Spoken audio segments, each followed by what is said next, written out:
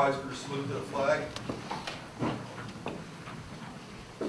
pledge allegiance to the flag of the United States of America and to the republic for which it stands, one nation, under God, indivisible, with liberty and justice for all.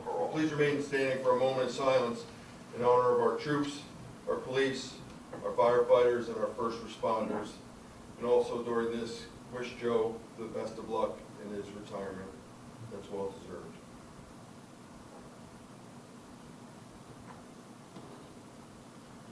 Thank you.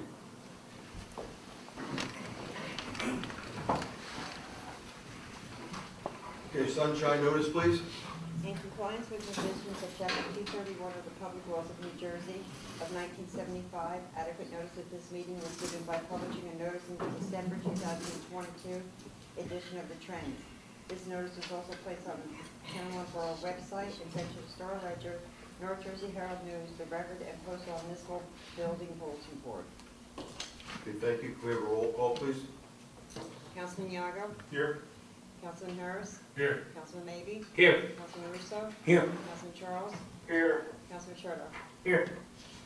Okay, we thank Councilman Charles for being with us tonight. He's not feeling well at all, so you can tell by his new voice he's not feeling well, so thank you for at least coming to our meeting, Councilman. I need the Treasurer's report for June 15th, 2023. The Treasurer's report indicated we started out with cash on hand as of April 30th, 2023, in the amount of $5,649,332.21. Receipts for the month of May total of $11,116,454.50, with disbursements amounting to $6,113,729.82. The new balance on hand on May 31st, 2023 was $11,152,056.89. Thank you. I need a motion to adjourn.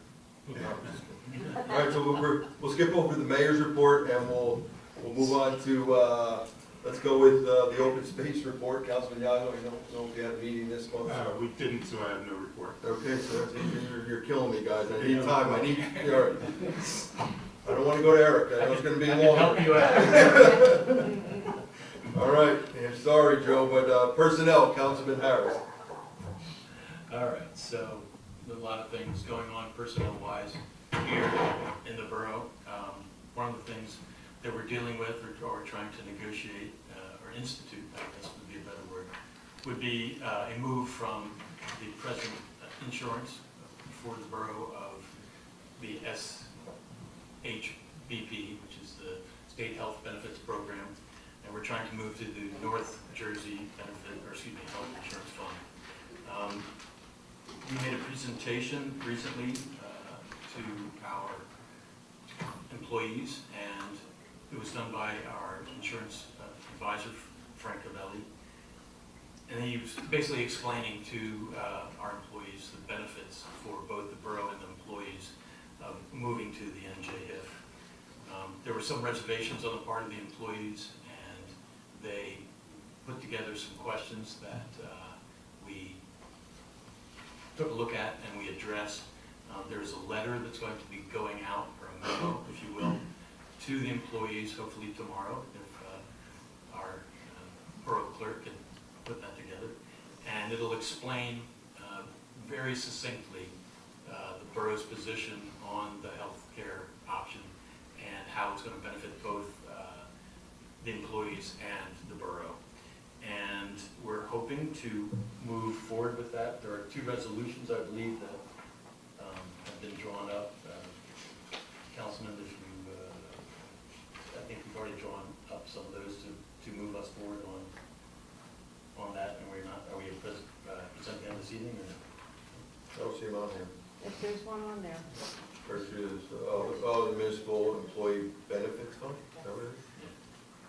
Yeah, so we're going to be taking a look at that tonight. I guess that's an introduction of that resolution, and in reality is... No, resolutions are one reading and done. Oh, is it? What is it, an ordinance or a resolution? Resolution. Okay, so it's something that we have to act, there's going to actually be 60 days prior to passing before we can actually move forward with it, we have to basically apply to the HIF, and they have to approve us, and so it takes a 60-day process. But it's going to be a cost savings to the borough, and it also actually is an equal or better plan in terms of health insurance for the employees. So, and we've actually added some extras to the plan, or we're looking at adding extras to the plan, and we'll be discussing that later in the meeting. As everybody knows, Charlie Daniels, our CFO BA, has retired, or actually chosen to turn in his resignation. We accepted his resignation, and we're now in the process of searching for a new CFO and BFA. We're going to, BA, we're going to divide those two jobs, most likely, possibly as a part-time CFO and full-time BA, trying to save the borough money in that respect, and also add two individuals that were basically the jobs being covered by one person, and trying to make it a little more efficient. We have been receiving resumes from people. All those resumes have been distributed to pretty much everyone on council.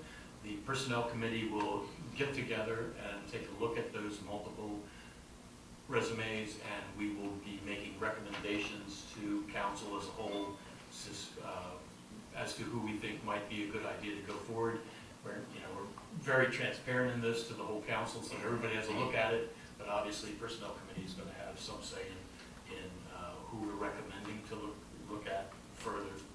And then, very possibly, if we need to, we will then go to a consulting firm to get their opinion on who the best candidate is, and eventually, hopefully in the near future, as opposed to the distant future, hire a new CFO and BA.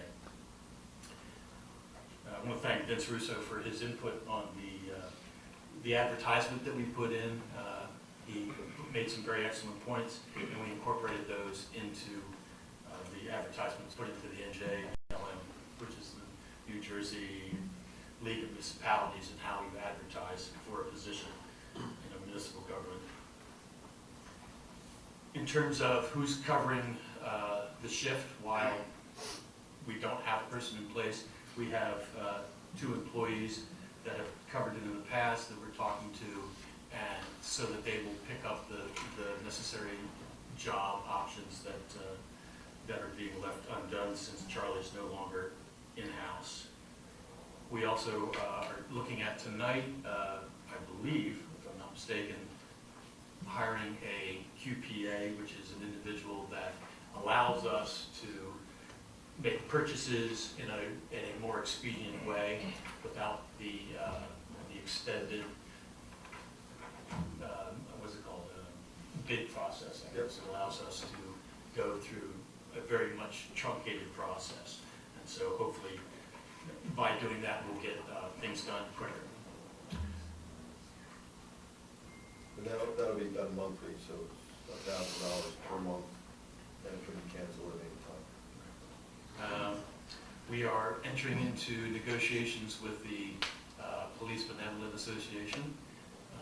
Every several years, we negotiate contracts with our union employees. Our union attorney, or our labor attorney, Ed Pasternak, contacted the PBA, and we have arranged a date for when to begin those negotiations. The Personnel Committee, again, will be meeting to discuss the current contract and what we're interested in achieving in the next PBA Association contract negotiations.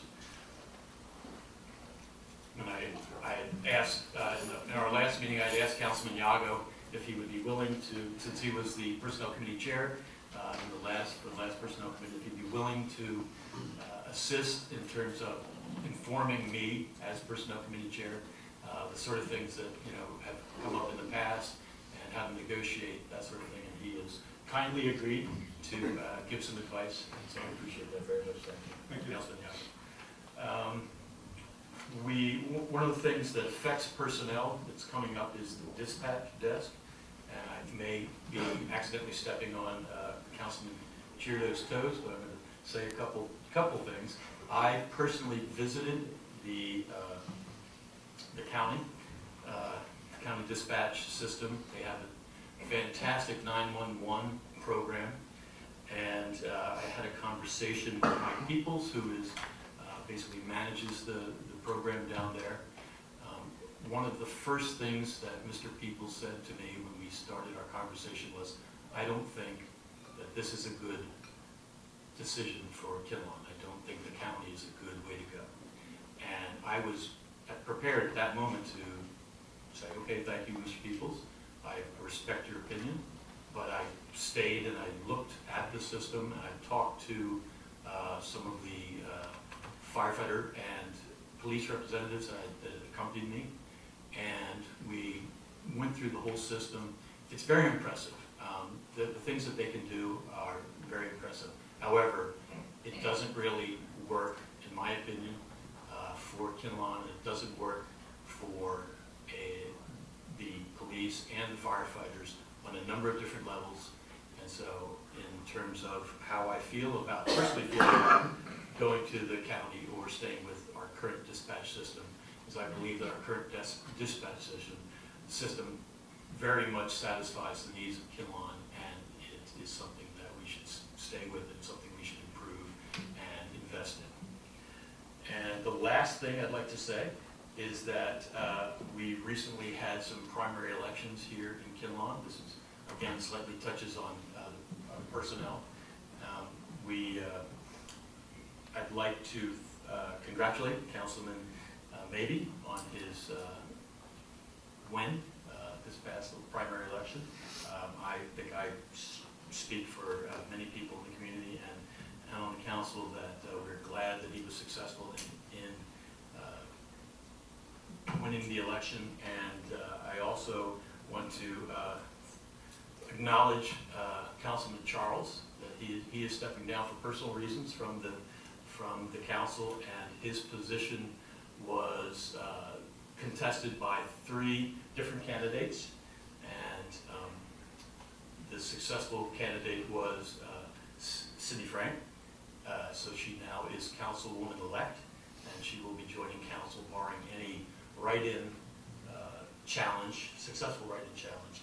And I'd like to also, on behalf of many people in the community and the council, say congratulations, Councilwoman-elect Frank, and we look forward to having you serve with us on council next year. And that's my full report. Well, thank you, Eric. You're welcome. All right.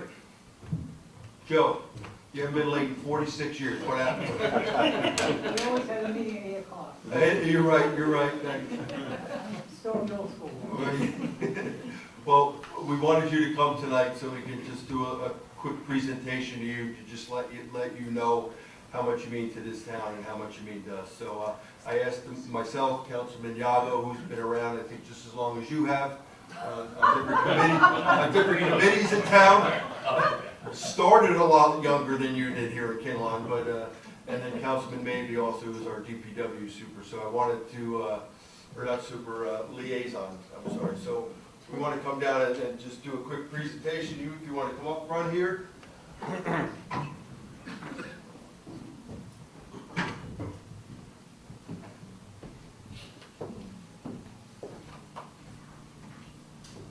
This is it. That's all you get.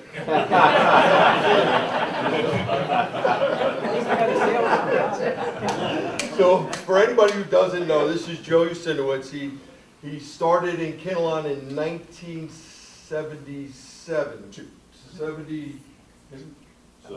77. Okay. So he started at the tender age of 34, 36. I'm going to use my quick math. Higher than that, all right.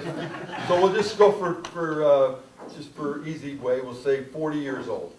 Now here he is, 46 years later, and is now retiring at the humble age of 81, his wife says, and he's saying 82, so. Almost 82, so 82 years old, and is just retiring from a position that is a lot of physical labor and a physical work in our town. So I want to just start with saying thank you on behalf of all of our residents for your workmanship, for your pride in our town, and so I'd want everybody to give you a round of applause.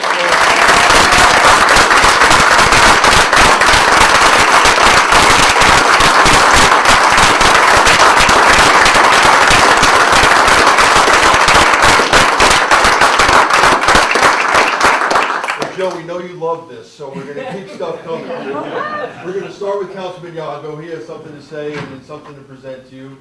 So, Bill? I just want to say that I outlasted you. I'm a little bit younger, but yeah, we've been at this for pretty close to the same amount of time. And I just want to congratulate you, and we do have a It's over there on the table. I'll grab it for you. gift for you.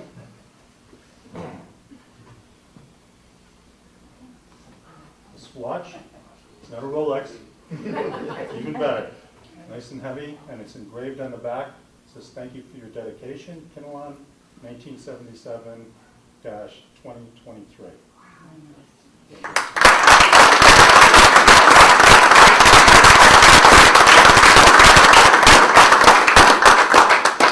Glenn Cisco didn't even get a watch. You worked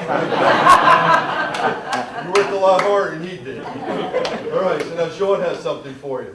So, And again, this is on behalf of the entire council. I know Bill didn't. so I moved in Kinnelon in 1985, and I remember him forever being a part of the Kinnelon community in the DPW. He went to school with my dad. Got a lot of fond memories of them when they were young. Something that the mayor instituted in the town, and this totally represents who Joe is and a part of our community. We've made you an honorary member, hometown hero, and you'll be hanging up on our wall.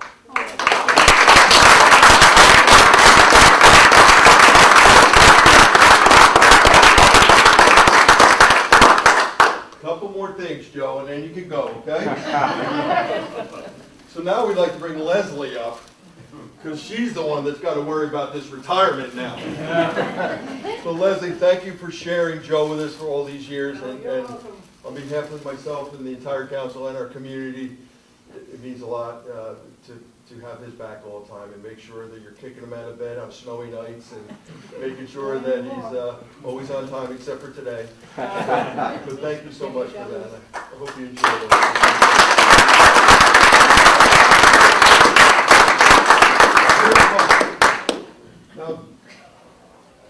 Now, Joe, in the days of the medieval times, everybody clashed the town. They would come and they'd build these big fortresses, and they would have these big gates that would close at the fortress, and nobody can get in. You can only get out, but nobody would come in, hopefully.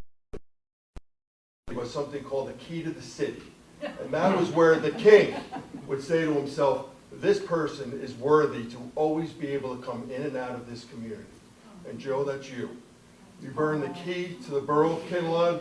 It says, presented to Joe Usinowitz in honor of your 46 years of service and dedication to our community and to the Borough of Kinnelon. Joe, you'll always have a home here. Thank you.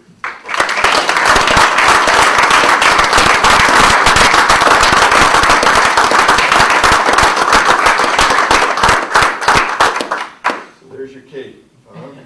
You go around town and check it out, see what it unlocks. Does it open the smoke rise gate? Well, Can we get a nice picture? yeah, John, why don't you come up and say something real quick, John, and then I'll invite all the guys up. Okay. And then we'll all do a quick pick. Whoa. He's getting buried. Congratulations, Joe. I started working with the borough in 1987, and Joe was kind of my boss at the time, and somehow, I became now his boss, but it's been great working with you. We always had this weird thing, and maybe you'll enlighten us today. Every time there was a snowstorm and we made a phone call, you were at work in like 3 minutes. Did you go to bed in your clothes? Jump out and come? We could never understand how you got to work so quickly. Leslie. You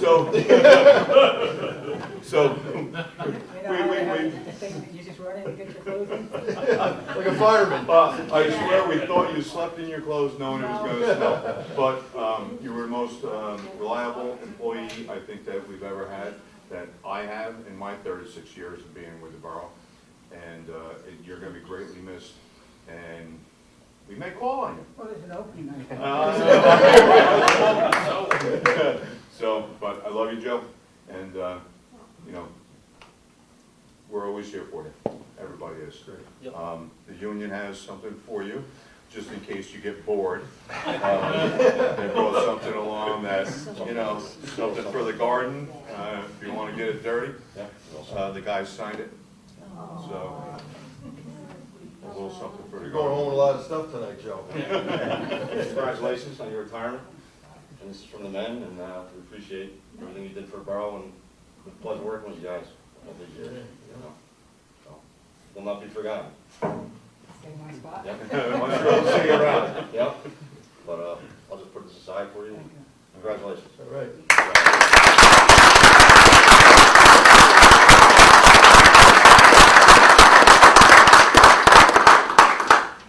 All right, so let's bring up the boys and let's get a quick pick, and then, All you guys. Joe, no one thing to say, but we're gonna put you out for retirement. I'm so. gonna just take a picture.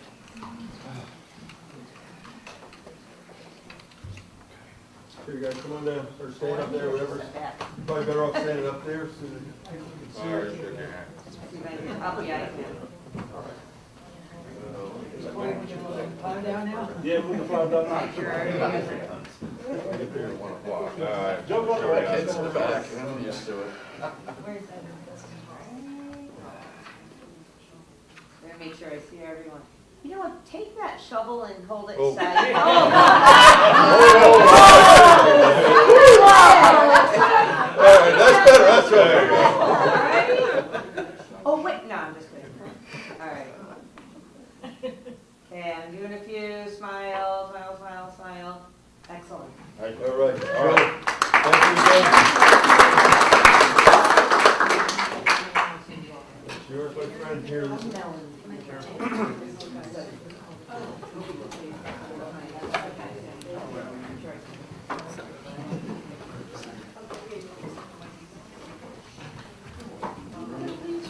Oh, there's my glasses. Oh, no, you've never been late in your life. Deserve one, no, it's always been 8 o'clock. You just switched it. You got everything, you got flowers. Congratulations again, Joe. Yeah, I know you'll be around. We need a part-time guy to help us in the summer. So think about it. All right.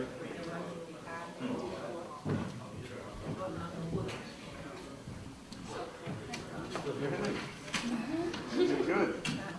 All right, DPW guys out of here. You gotta get up at 5.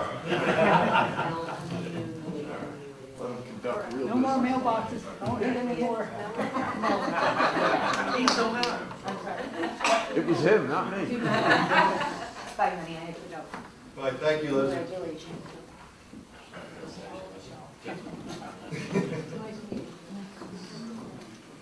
Joe, we love you, man.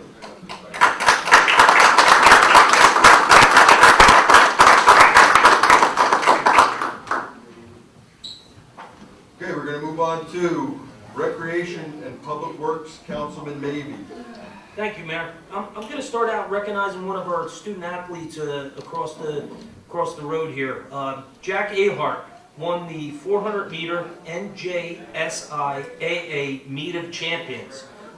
That's quite a big deal in the track world. Anybody who follows track, the 400 meter run and at the Meet of Champions, it's kind of like the best of the best right there. So congratulations to Jack Ahart. That's a tremendous accomplishment, and all of Kinnelon honors you for your great achievement. You made it around the track in 47 seconds? Yeah. I thought it was minutes, but that was 47 seconds. Yeah. So that's Yeah, without a very doubt. proud, and he's going to a Notre Dame, I believe. Notre Dame and a track scholarship. Yep. So congratulations to him and his family. That's Yes, great. definitely. Thank you, Sean. Yep. Second running of the K-Fresh Farmers Market was great. Still getting good turnouts. Everybody who hasn't been out to the market, please come out and support our local producers, farmers, popcorn people. These are all vendors that put on a great event, and it's really important for Kinnelon to come out and support this. This is a great thing that's come to Kinnelon, and hopefully we continue to have good weather and good turnout. Summer camp is completely sold out. Each session also has a pretty lengthy wait list. There are many new exciting activities for the kids this year. In addition to the camp, we have added after camp activities, all of which have very strong attendance. We did this all in an attempt to give working families a little more extra time to be able to get there to pick the kids up. We hope to expand with even more next year. Currently, we've arranged for transportation to the baseball camp, in-house art, boys basketball, and arts camps. The week before summer camp, we are holding a girls lacrosse camp on the KHS turf field. Girls basketball, unfortunately, did not have enough interest, but we will consider a different approach for the girls that love hoops.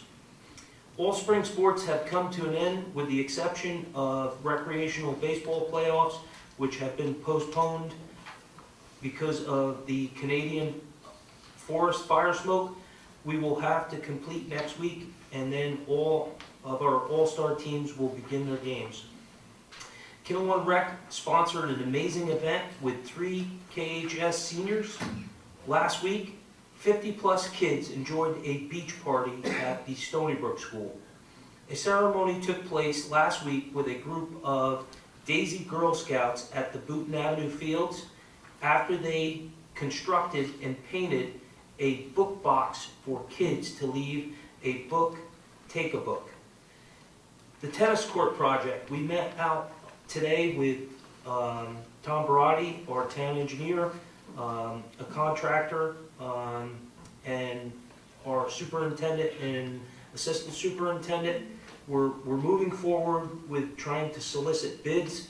I've reached out to a contractor that has done this work before, but he wasn't interested in bidding our project, so we're going to reach out to another contractor, hopefully to get some numbers finalized and try to set a path forward with finally trying to get these tennis courts rejuvenated, along with our basketball court over on the Kinnelon field down the road. K-Fest, plans are moving forward rapidly as our September 30th date approaches. Committee meetings will be scheduled soon. A new and approved notification system for the borough is on the front burner. A presentation will be made to the mayor and council during the July workshop. DPW. We had a pre-construction meeting today with the first project that's going to get underway with our paving schedule this year. Cutlass Road, we met with Tom Barati, the paving contractor, PSE&G, representatives from the county. We're hoping to have this construction started mid-July, and the other roads will follow suit, because once the contractor moves into the community, to remobilize, it doesn't make sense. And the biggest thing with getting the paving started so soon, last year we were put really behind the 8 ball and we paved so late. We got hit with a very large fuel surcharge because of the fluctuation of the barrel. In other words, when we enter into a contract with the contractor, he's usually a county co-op or a state co-op contractor, and he bids for a certain amount of dollars per ton in place. And that's based at the time of his proposal for the co-op of the price per ton. As the fluctuation of the barrel goes up and down, that price changes. So this is a very important thing for us to go ahead and get rolling, because right now the price per barrel has kind of flattened out and even actually gone down a little bit. So hopefully we get no huge increases by the time we get this paving rolling, and we can actually see a little bit of savings from what we budgeted for. We've had one resignation and one termination from the 3 employees that we've hired recently. We've ended up keeping 1 out of the 3. That's 2 times in a row over the last year. We've hired 3, and it seems like we only keep 1. So we have a job application out there, and the guys are working on that to see if we can get some recruits that will fit the job description and really want to stay. I also I had Karen send out a proposal from DMC Associates for surveying for the issue that we have up on 11 and 16 Falcon Way. This is a situation that's been around a long time and hasn't been taken care of. So that is the first step in the process of setting an easement in place so we can put an overflow over on this catch basin that is overflowing. So that is something I'm going to recommend that the council agrees to move forward with. It is a very reasonable proposal from DMC Associates for the surveying work. So second phase of that would be to go ahead and start setting the easements and recording them with the county, followed by the construction. Lastly, hopefully by this time next month, we will have our tipping fee receipts from Republic, and we will be able to see what we actually have been able to save, with the borough finally being able to pay for and directly to the tipping fees with regards to recycling. We're hoping that we're going to net a very large savings. So stay tuned. We'll bring that information to you hopefully by this time next month. That's it from me, Mayor. Okay, thank you, Councilman. Okay, so we'll move on to ordinance, library coordinating, Councilman Russo. Thank you, Mayor. You're welcome. Mayor, tonight, we're going to be voting to adopt 3 ordinances, one of which is to change the membership of the Sustainability and Open Space Committee, one to change the name of the Kinnelon Municipal Alliance from Camelot to K Cares, and a bond ordinance for road paving and other capital improvements. In addition to that, we're going to introduce tonight an ordinance that updates the language concerning our borough fire official. The historical committee, the museum continues to have issues with the restoration from the 2 fires that occurred, and also water damage from pipes bursting. It was determined that the wiring now in the whole building has to be replaced, and the cost to just hire an engineer to determine what that wiring will end up costing us is going to be $10,000, and we have at this point no idea what the cost to wire the building is going to be, so that is an ongoing issue. I'm told that this is not covered under our insurance, and so we're going to have to wait and see what happens with that. The library is open for business. During their restoration, there was a defective pump in their heating system that caused the flood. All of the damage has been repaired, and now it's all cosmetic. They have to sand the spackle on the walls and repaint, but the library is open for business. Tomorrow, which is June 16th, there is going to be a blood drive at the library. So if you want to donate blood, go to the library website, and you can schedule an appointment to donate blood. We encourage everyone to do that. Also, we want to remind everyone that the library is going to continue holding classes, events, concerts, etc. for children and adults through the summer. So don't think just because the summer is here that the library is kind of going to sleep.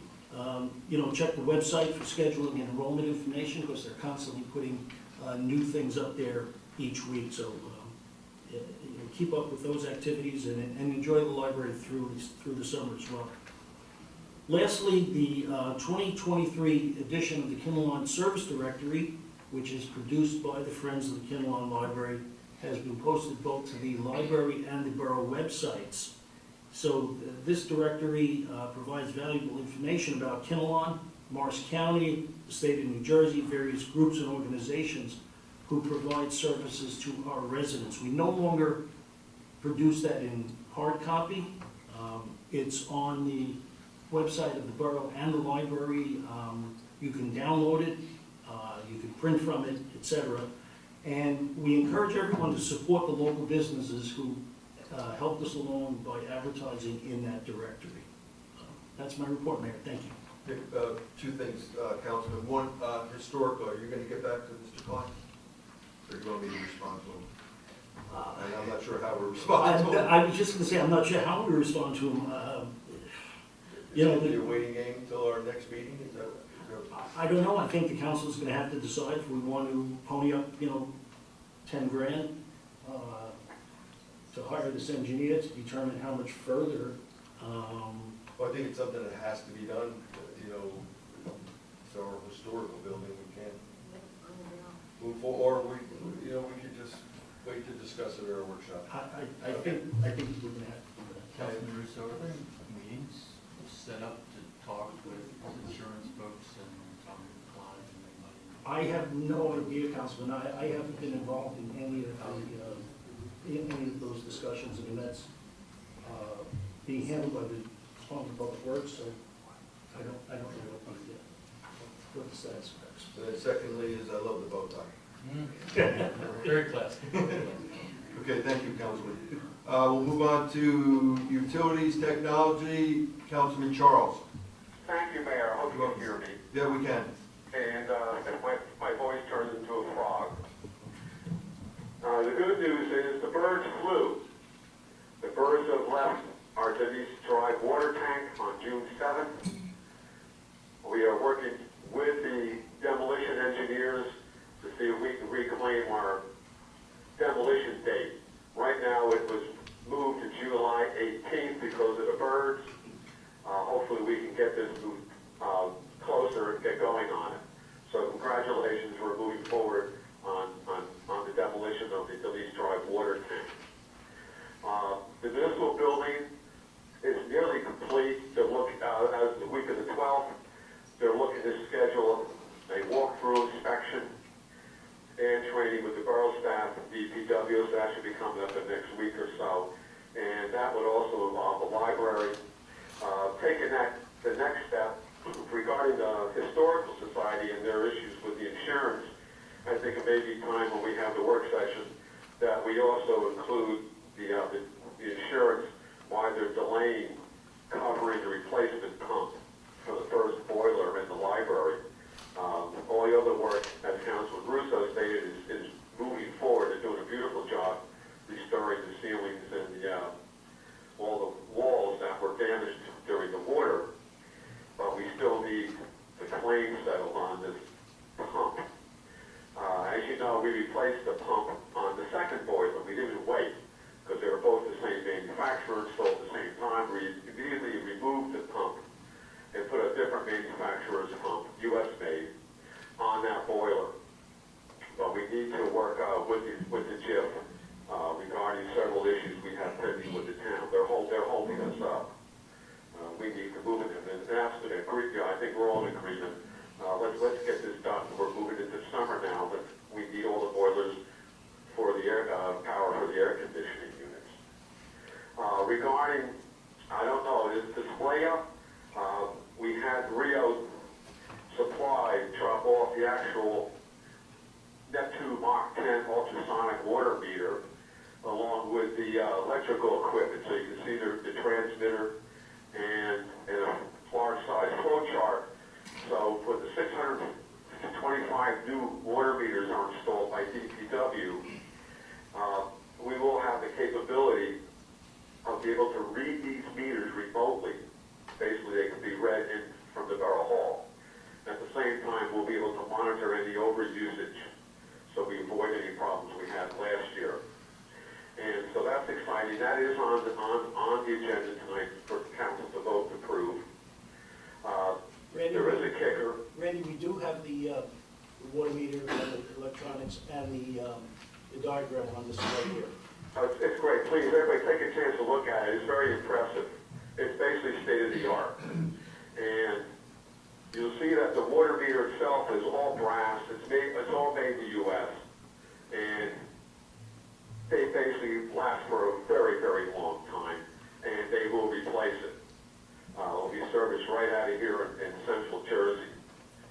The beauty is Rio is a member of the Morris County Co-op. There will be an anticipated price increase by the co-op June 30th. That's across the board. So that's why we are moving tonight as scheduled to approve the funding. The funding for this project was approved in 2022 when we approved the funding for the demolition and replacement of the Denise Drive water tank. Was interesting, the first bid that we had put out, the bidder came back, and you can't imagine, he recommended in his bid using the Rio water meter. And that was interesting because they had to go to the manufacturer, Rio Supply, who makes it, to get it. So we know we're getting an excellent water meter and a reporting system to provide and free up DPW. We'll pick up another individual to do more work on the borough, as we can now process the building remotely.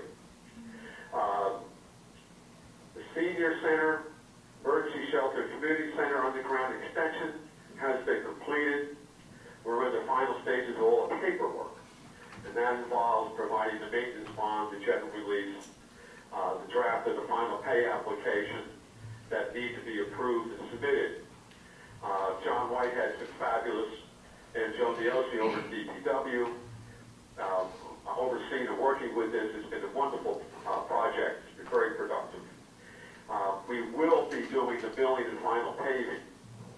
The borough will be doing it. We will backing this out of the contractor's project because our county co-op pricing is substantially better than what the contractor can provide.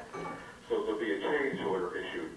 Now the $24,500 taken off the final contract. So right now, as the costs come in, we're $50,942 less than the current contract.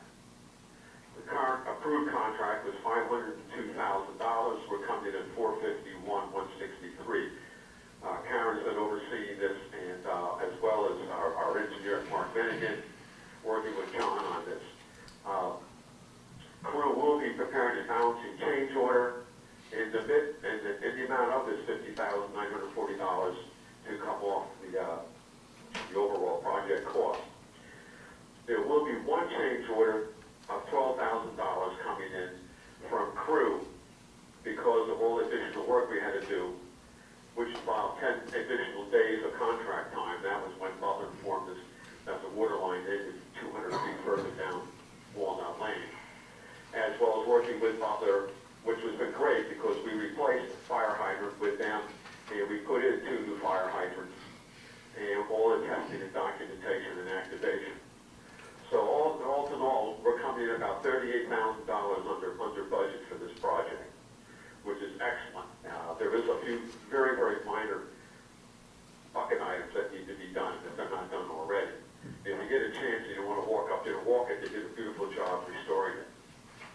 The beauty is this extension of utilities now allows us either to make a right turn into the Kinnelon Recreation Park if we decide to do something over there, which is sewer, water, and as well as allows us to move up into the original site for phase 2, which we need to begin to start soon on, and that is the field and the field house. That covers utilities. I'm not going to go into the dams. I think we were a little early on that. I think next month we can cover the dams because this is the time of year where the state has all municipalities go through their inventory of dams. And as you know, we have 18 in Kinnelon.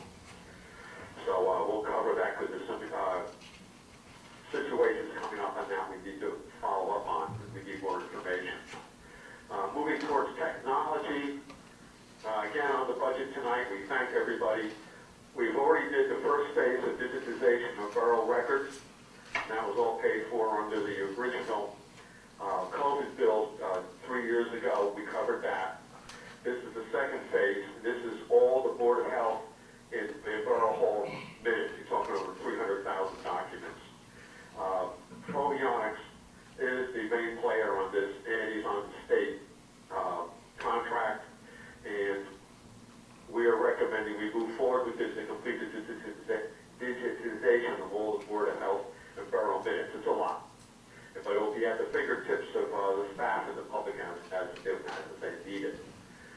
We are resuming next week, meeting on the telephone and wiring for both the library, the Borough Hall, and DPW. So we'll have more information next week after we have a meeting. And we're just going through. That's my report, Mayor. Okay, thank you, Councilman. I have a question for the councilman. In regard, Randy, to, or Councilman Charles, in the paving on Walnut, did Coltexa ask for any type of reimbursement, given the fact that they were, in their contract, promised monies for the paving? Did they ask for any additional funds to agree to the contract being truncated? No. And in regard to the water meters, are there more options than the solution of full readability from the borough that were presented by Rio? Well, we also went out to Suez. We worked with Suez. And Suez is probably the #1 provider of water services, particularly urban areas, and right up here in West Milford. And they came back and recommended, without us, they came back and recommended Rio. They recommended the Neptune Mach 10 system. Right, I'm not actually talking about that. What I'm asking is, there's, my understanding from the information that I got from Rio was that there were at least 2, if not 3 different options of readability. One, you could have basically go up to the meter and read it. 2 was you read from the street, and 3 was that you could read from a remote site, and that each option cost the borough more money. I don't recall seeing any sort of Well, I do, explanation. Eric. And the question is, what you're asking is, if we look at all 3 options, the answer is the option that's recommended we're going with is D, all of above. You can read this from the street, you can read this from the truck, and you can read this from the Borough Hall. And that is included, the $290,000, which is below the $300,000 ceiling, which was approved last year. Yeah, the answer is yes. We looked at it. The prices weren't that much different. They were very small. And we decided to go with all above. When you say we, Which went a couple of $1,000s more. when you say This we, way who are you The referring savings to? is, I'm going to answer your question before you ask it, is that we free up a DPW worker who doesn't have to be dedicated to doing this every quarter. And that means, basically, it's a month to go out and hit all 620 some odd meter sites, homes, businesses. So the answer is yes, we did. And the price is $290,125. It's below, it's about $10,000 below what we had put out on the bid and what we have available. So the answer is yes, it is. It provides all 3. And the beauty of this is we can look it up instantaneously without having to send an employee out there. We're taking somebody off. And if I could just interrupt for a second. We free up a worker from DPW. If I could interrupt for a second, Councilman, what I'm asking is, when you say we decided, I don't recall as a council that we decided this decision. I don't remember it being brought forward. I remember being in a We meeting. presented this last week, Eric. We went over it last week, saying, Well, here's what yes, it is. yes, but you If didn't get a present chance to the look at 3 flow options. chart, if you had this question, why didn't you ask this last week in the work session? Because I didn't realize that there were 3 different options and that we were not looking at each individually. We did look at each individual. The No, we recommendation as a came council back did not. from the engineer, a real engineer, who said for a couple $1,000s more, we can get all 3. We can have it read at site, we can have it read from the curb, which is the truck, the DPW worker sitting in a truck, or we can have it read in-house. And how much- Over in finance. You say a couple which we $1,000s agreed more. with. You say a couple $1,000s more. Is there some, again, I've seen no paperwork on this, so I don't know what that figure is, and I think, just trying to be fiscally No, you're responsible. not. No, you're not. This has been going on for several months. There isn't anything new on this, other than that we are able to free up a DPW worker, which is important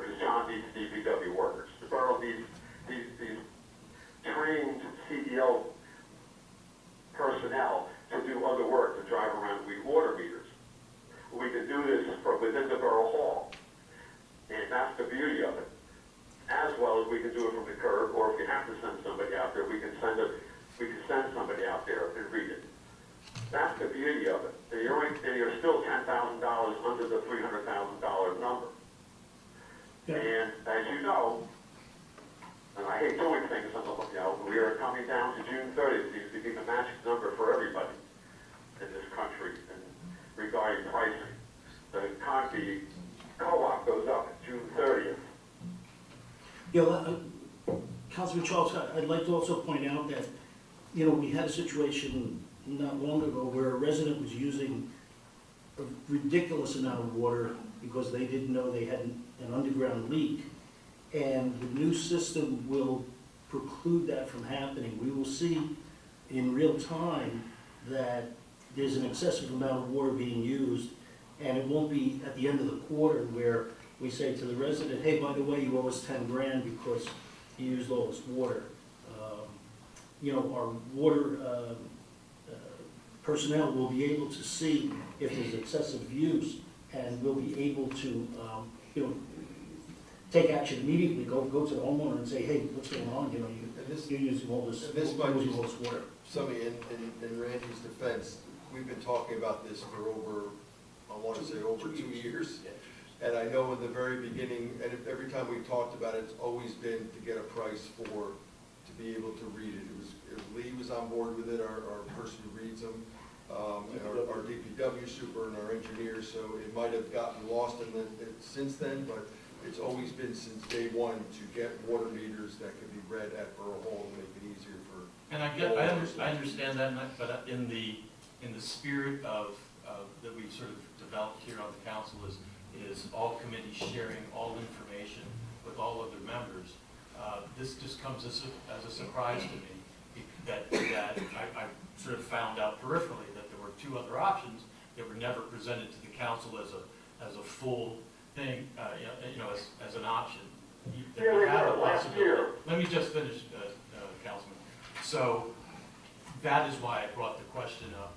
I will, definitely take your answer as your decision making, and I have no further questions. What I'll do is I'll pull K on the consent agenda out for separate discussion and vote, if you want to do that, or.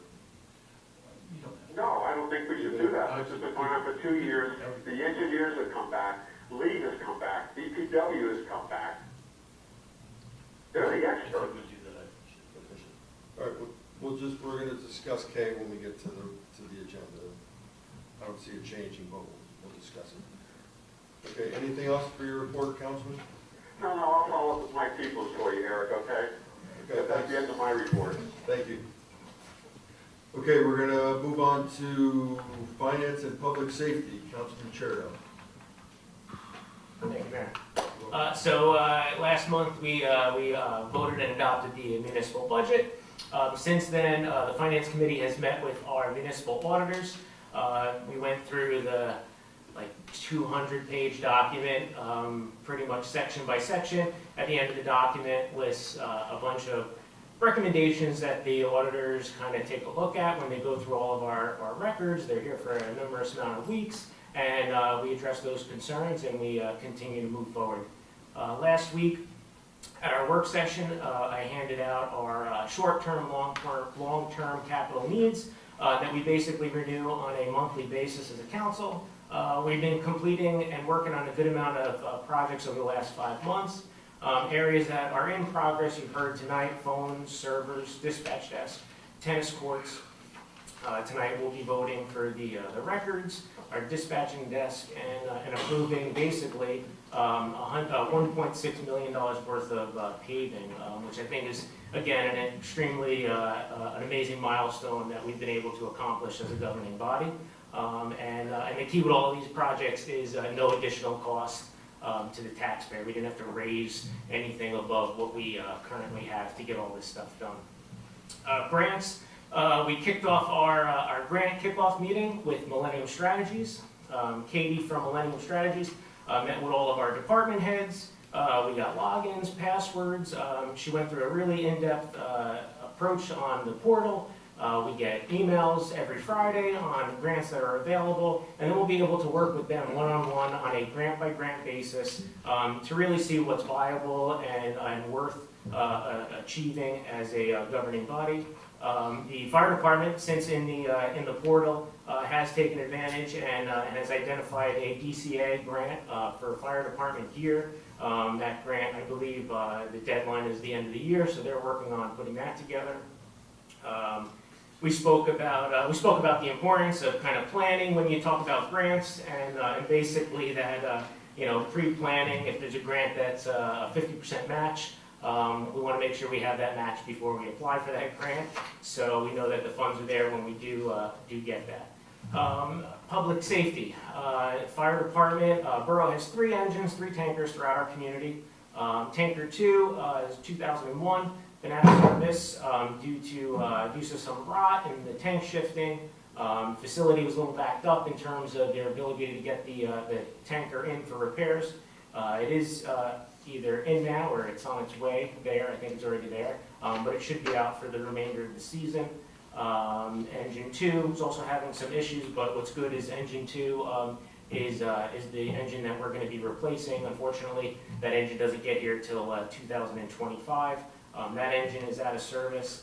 So what the fire department did, which I thought was great, kind of making sure that the town is always covered, since Tanker 2 and Engine 2 is out of service, that's basically Company 2 out of service. So they moved some equipment around so that there is a piece of apparatus at Engine 2.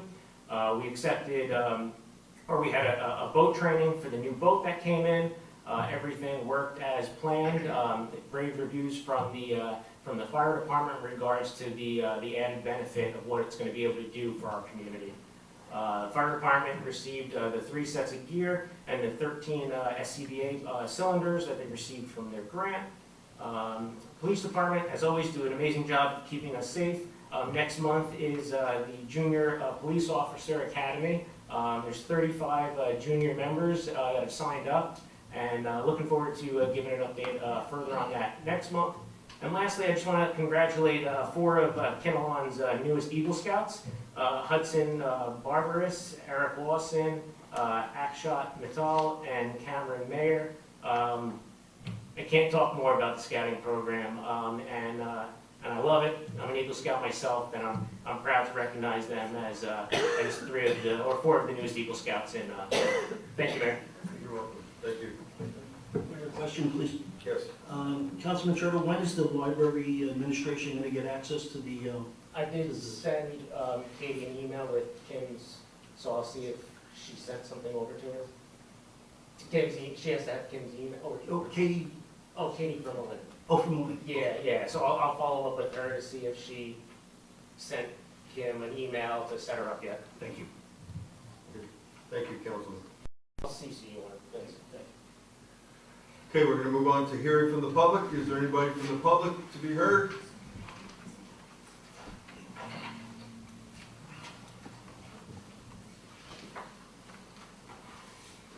Good evening.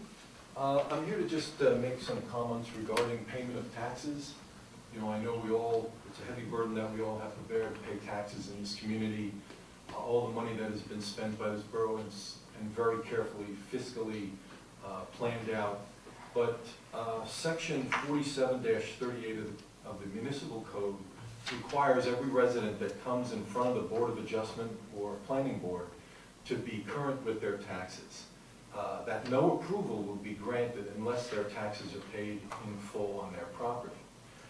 There's unfortunately a situation which I'm sympathetic to, but there's a member of the Councilman Charles, that has been delinquent with his taxes for many years and is presently 18 months delinquent. He sat here 6 years ago and pretty much berated Steve Cobell about his lack of payment of taxes. And Steve Cobell subsequently resigned his position on the council. So I'm here to just point out that we need to, as members of the council, and certainly if we were on any committee in this borough, that if you're serving as an elected official, you should be current in your taxes. So I would suggest that an ordinance or resolution be adopted that mandate that requirements, so that doesn't occur in the future and look poorly on the members of the council. That's all I have to say. Thank you. Mayor, can I ask who is that? I don't think he's allowed by law. No. It's Brian. He called me out. Brian, I'm not even there. it's Brian. He said he would give up his name as Brian Jancosa. Oh, that's great, Brian. Good move. Mayor, can I point out one thing that, I hear what Mr. Giacosa has to say, but, we've all gone through COVID, and there are many, many millions of people who have lost income, who've lost jobs, who've had to have family members get help. And they're struggling. And in this case, Randy's one of them that's in that category. And, to say that he's not paying his taxes literally is true. But it's not that he's sitting there with the money and doesn't want to pay. He's had some issues because of COVID. And I think that if any of us have any kind of compassion, any kind of heart, any kind of understanding with anybody who's struggling, we should realize that and not try and make political hay out of this. This is not something that should be political. This is a member of our community who's had issues because of COVID, has had financial issues that caused him to be in arrears of his taxes. Now, I'll point out that he does pay his taxes. He may be late, he gets charged the interest and penalties just like everybody else does. And as our former CFO said, you know what? I wish everybody was late on their taxes. The borough would make 20% interest. So to publicly chastise him, I think is just heartless. I think it shows a lack of compassion and a lack of understanding of what situation many, many millions of people in this country face. That's it, Mayor. That's my comment. I would like to respond to that. I take offense of it being heartless and political, okay? I understand that this happens to people.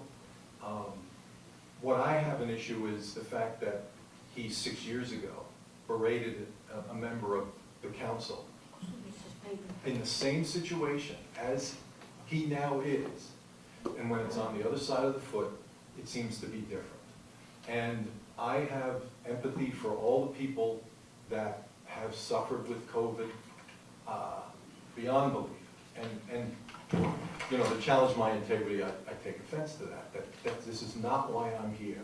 I am here to hold all the members of the council to the same level that everyone else would be if I was in your position and I couldn't do it, and it's part of the rules, I would resign.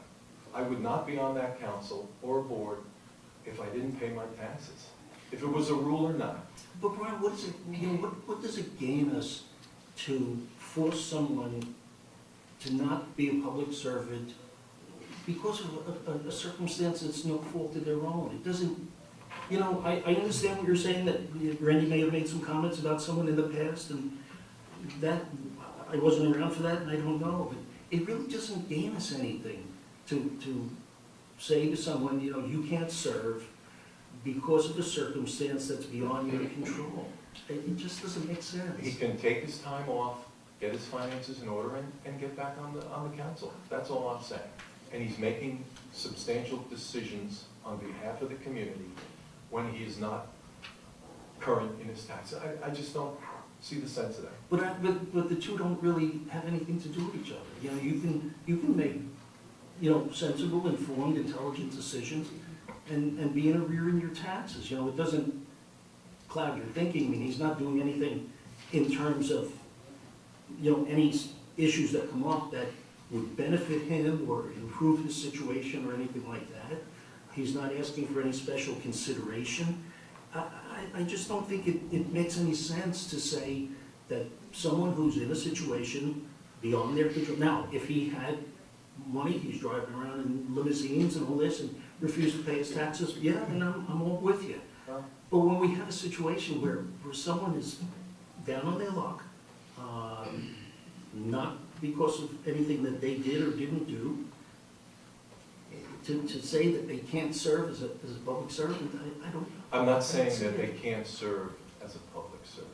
I am saying that he shouldn't be, as an elected official on the mayor and council. There's plenty of other things he can do to contribute to this community. That's all. You know, I'd like to just state, he's delinquent in his taxes. He's never gotten a tax sale.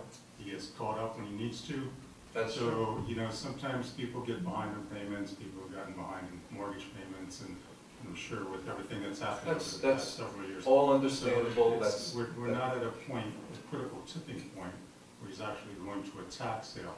He does catch it up, and he's struggling, so, and I think I'll just leave it to everybody here to decide if you think it's appropriate or not, and we'll just leave it at that, because we can go round and round. Can I say something? Should we change the ordinance for the residents in the community to be able to come before the Board of Adjustments and the Planning Board if they're delinquent in their taxes?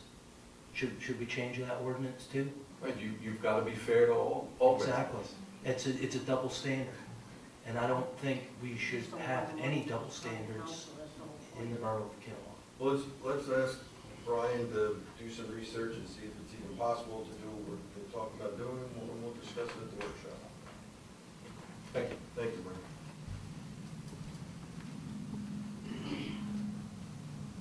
Anyone else from the public want to be heard?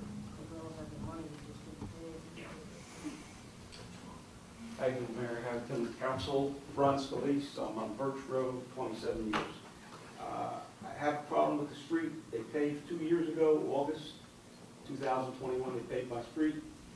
What street is that, sir? I'm sorry. Birch Road, Birch Road. and getting a lot of water down my driveway. You know, I mean, totally unfair. I've called, I've done my part. I don't know what else to do. That's why I'm here tonight. That's a picture if you want to see.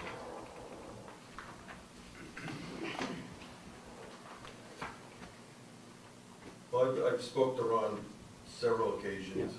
And I spoke to John, I mean, it's totally, he understands what has to be done, so it's just not being done. I don't know. So my thought is the educated councilman up here for that type of situation would be Councilman Maybe.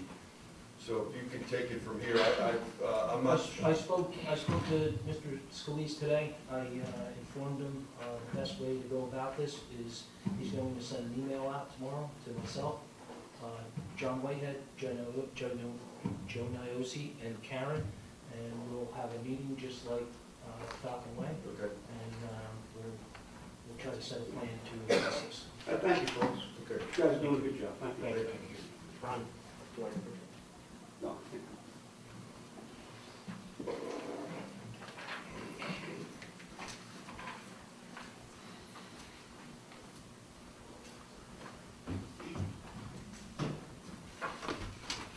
Hi, folks.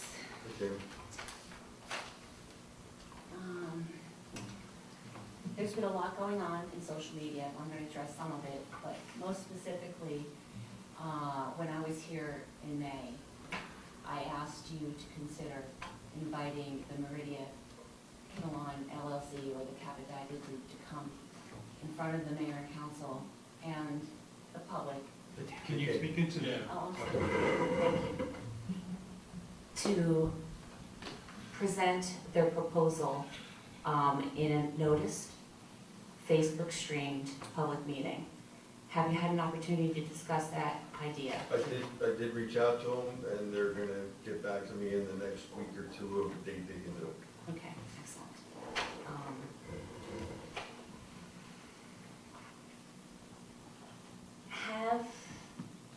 I know we have a new council right now, and the presentation that they made in the past was when at least 3 of the members were not at that council meeting, that workshop meeting. My question is, have the 3 members, Councilman Maybe, Councilman Harris, and Councilman Churro, have they had an opportunity to meet with the developer to discuss the proposal? I sat 2 seats away from the August meeting. Okay, sorry. I didn't know you then, sorry. I was just a reporter then, Okay, reporting in Kinnelon. What development? all right. Have they seen it? I would assume Anthony has, I don't think Eric has, but he might have seen it in passing, but no formal presentation has been made to this board that sits up here. But there hasn't been any Except other for myself. presentations, like at the League of Municipalities or anything like that? Okay, excellent. One of the things that came out of the primary election, there was a lot of postings on social media. And one of them was from you, Mayor, with respect to the rumors related to the apartments. You were there at the presentation as well as Trudeau, Councilman Trudeau. And you know that they paid $400,000 for a landlocked piece of property that's worth $33,000, or it's assessed at $33,000. Correct. And you know that they've inquired about electrical capacity for 250 apartments. Correct. So with those three facts, how can you say that it's rumors? I know we don't have an application in front of the town, but when you look at the facts of the presentation, the actual $400,000 cash payment, as well as the inquiry regarding apartments, I would think that a prudent leader would think that, anticipate that there's going to be something, that it's not a rumor. Do you disagree with that? I'm not sure what you're saying, but I'll explain to what I meant by it. Okay. What I meant was, they have never came, besides 2000, and I keep messing the date up, was it 19 or 17? When they came in front of us, they sat in front of this council and they talked to us. That was it. And now, any businessman, a good businessman, would definitely, if they're going to do a project, which they're gonna present to us eventually, which they haven't presented yet, except back then, when we don't know if the numbers are correct, or any of the details were correct, any businessman would go out and do due diligence. You're not just gonna say, you know what, I'm buying all this property, I'm gonna do this, I'm gonna have that, and I'm not gonna ask about electric, I'm not gonna ask about water, I'm just gonna keep my fingers crossed and hopefully this works. If it doesn't, I'll lose a couple $1 million, so no big deal. He's a businessman. He's doing what he has to do in order to acquire what he needs to acquire. He needs to do due diligence on his electric bill. Can he get sewer? Is he allowed to do it? And at that point, he would then present it to this council of what his idea is at that point. Butler Electric might say, you know what, I only got it for 170 units. That's all the electric you can get.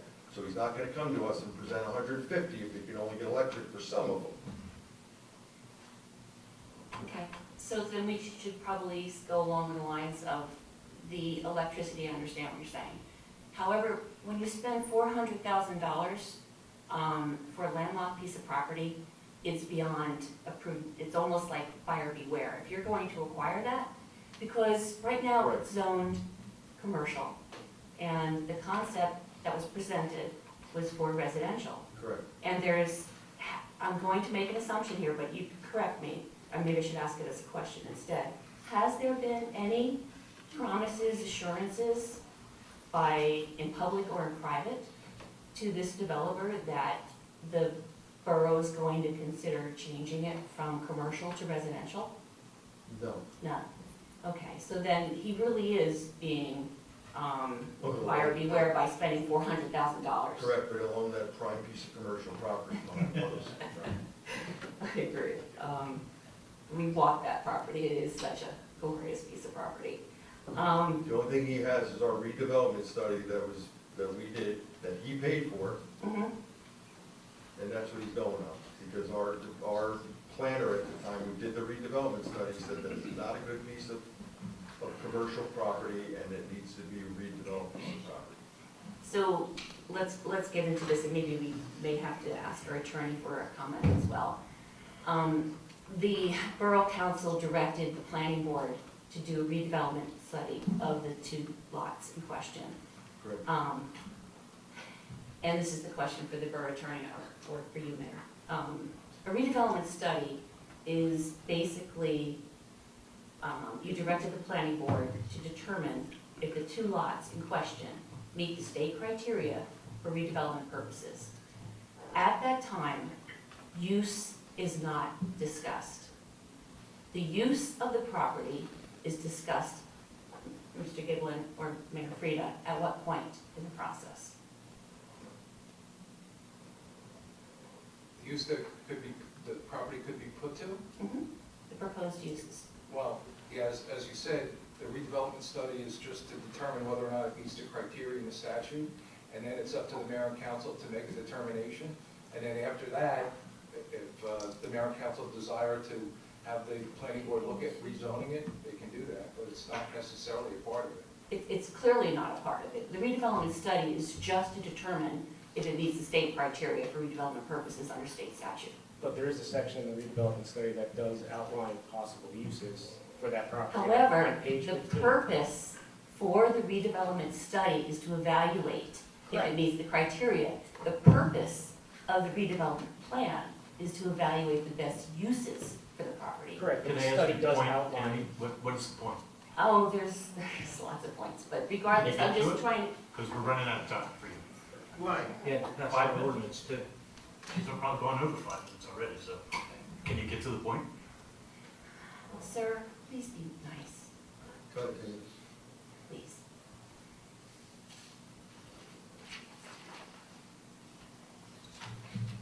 So one of the things that was presented by the planner, or I should say the project, was that they were going to project a $290 million of revenue stream over 30 years. When I was running around meeting residents during the primary election, we were talking about the payment of taxes and giving tax breaks. And many of the people that I spoke to felt that if you're going to project a revenue stream of $290 million over 30 years, then you could pay your fair share of taxes, and that would include school taxes. But that's just a layperson's point of view. So my question is, when they come, and I'm hoping that they do come, and they come to the full public as well, I would like there to be an in-depth discussion about the differences in tax revenue that the residents in Kinnelon would receive based upon tax assessed value, as well as a comparison to the pilot payments. They do a pro forma schedule that is part of the application process, that they, to be chosen as a redeveloper, that is part of the process. And the first column in it is the taxes that the borough would get under the tax assessed system. And under the 212 apartment proposal from Meridia, that number was in excess of $52 million. Under the pilot payment, under the same pro forma schedule for the 212 apartments, the borough would get $31 million under the pilot system. So there's a difference of $22 million, roughly, that the borough could receive under a tax assessed value. So prior to going into a redevelopment plan, which the purpose is to provide a tax break or an opportunity for a tax exemption, meaning that the developer does not pay any money to the schools, I would like the residents of Kinnelon to understand the differences and what that would mean to the residents of Kinnelon. For $22 million over 30 years, that's a heck of a lot of fire equipment that can pay for dams, it can help our schools. And when we only have 3.8% of our town that is zoned commercial, when we consider changing that commercial property to residential to accommodate a developer, let's look at making it a rateable, which would mean not a tax exemption, so that all of Kinnelon can benefit from this development. And thank you for your, oh, a couple more things. As I was walking around, talking to people, somebody who lives on the Booton Avenue side of town, we were talking about things that go on in Borough Hall. And they were like, well, I didn't know this was happening. And I said, well, it's on the marquee. Well, I don't go to that side of town. Would it be possible for the mayor and council to think about putting a marquee on the Booton Avenue side where like KRP is? That would be tied into whatever you put out here so that the people on that side of town can see what's going on. So I thought I'd pass that on to you guys. And then the other question was, you brought up having the library have access to the grants. Perhaps the historical group might be able to get tied into the grant right Yeah, away? when they get rolling. Yeah, because, you know, what's going on with the museum. Maybe if they could get tied into something, they might be able to benefit from that. Thank you so much for your time. Thank you. I just have one question, one comment. Did we ever get the last week's meeting up on Facebook? Yes. We did get it. Okay. Yes. My leg I know that my there leg was- was shaking a mile a minute. There's a lot going on there. And just one thing I want to, just something with this developer that I don't understand is, I was on the planning board for 42 years. I never saw a developer way over buying property, way over the cost of what it's worth, and then rolling the dice on it. You know, that, to me, it seemed like developers always had ways to get out of it. They would come to the planning board prior and see what they would be able to develop there before they even started making purchases like that. So this developer works a little bit different than I've ever seen. Anyone else in the public who here?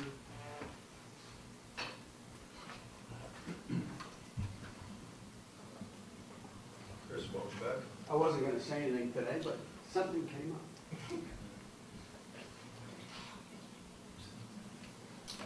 Christopher Kellner.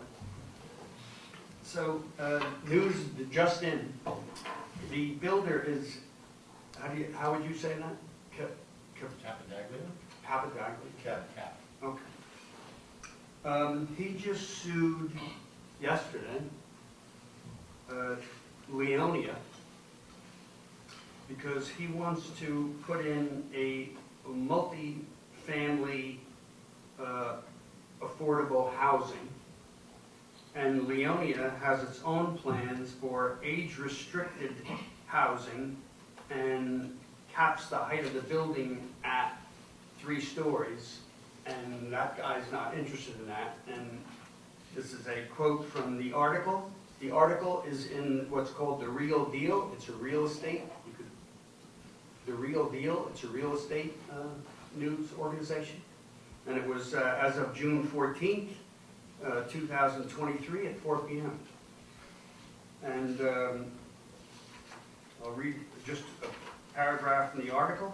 In a joint statement, Leonia's mayor and planning board chair said the developer was using the lawsuit as a way to force its proposal.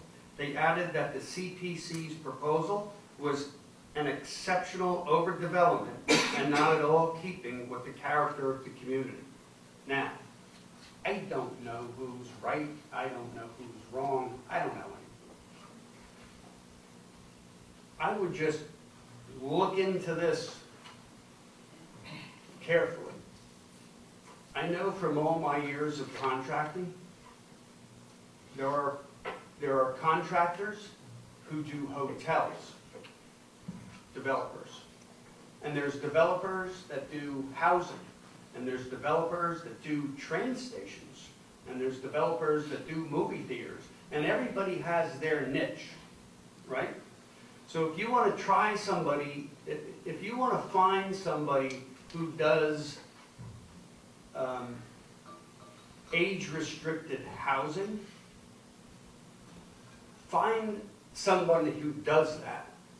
Because I've looked into these guys, and I can't find that they've ever done it. Now, that might be because I can't find it, but there are people, there are organizations who focus in on these things, and that's their specialty. So when the time comes down the road, like you said, not now, but when the time comes, try to find people who actually put in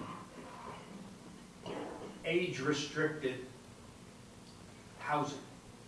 Because there's people who do that. And I don't know that this guy does. So I'm not saying he doesn't. I'm saying property. look into it. But he owns the property right now. That's the problem. What's that? He owns the property now.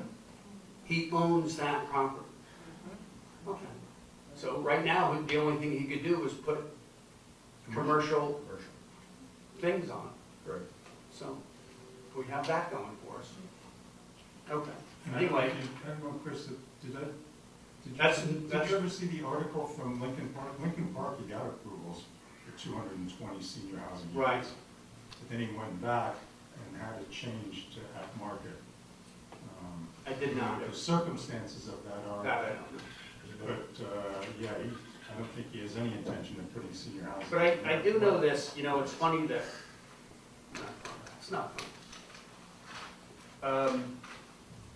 In your years, have you ever had to evict someone? No. No. I've had to throw people out of my business that don't pay their bills. Okay, I'm talking, That's the same thing. evict people from their homes. No, I've never. Okay, right. Because Very when good. it does happen, it happens on a once in a while basis. Yes.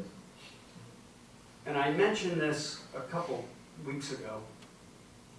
What happens when you try to make a building that's age restricted, and you do that, and let's say only 25% of the thing gets filled up, right? Either one of two things are gonna happen. A, that place is gonna go out of business, right? And it's its own entity. So even though the builder puts it up, it doesn't belong to the builder. It's its own company nowadays, right? We all know that.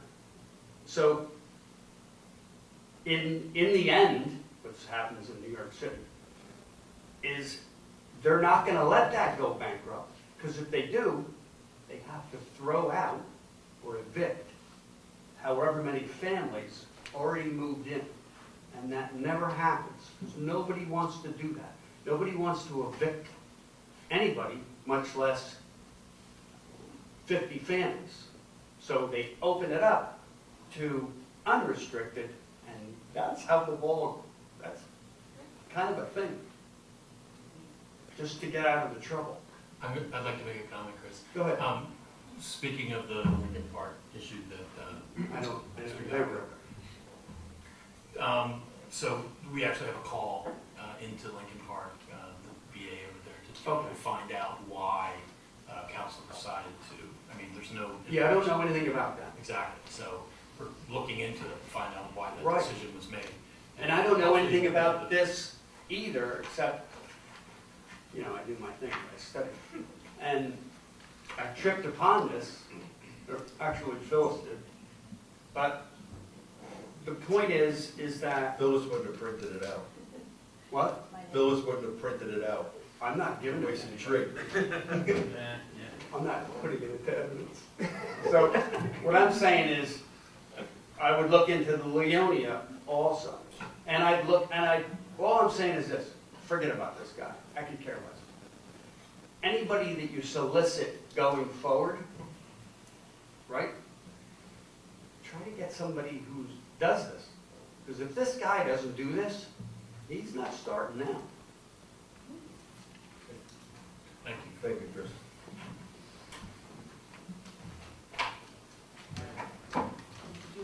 No, go ahead. Probably be better.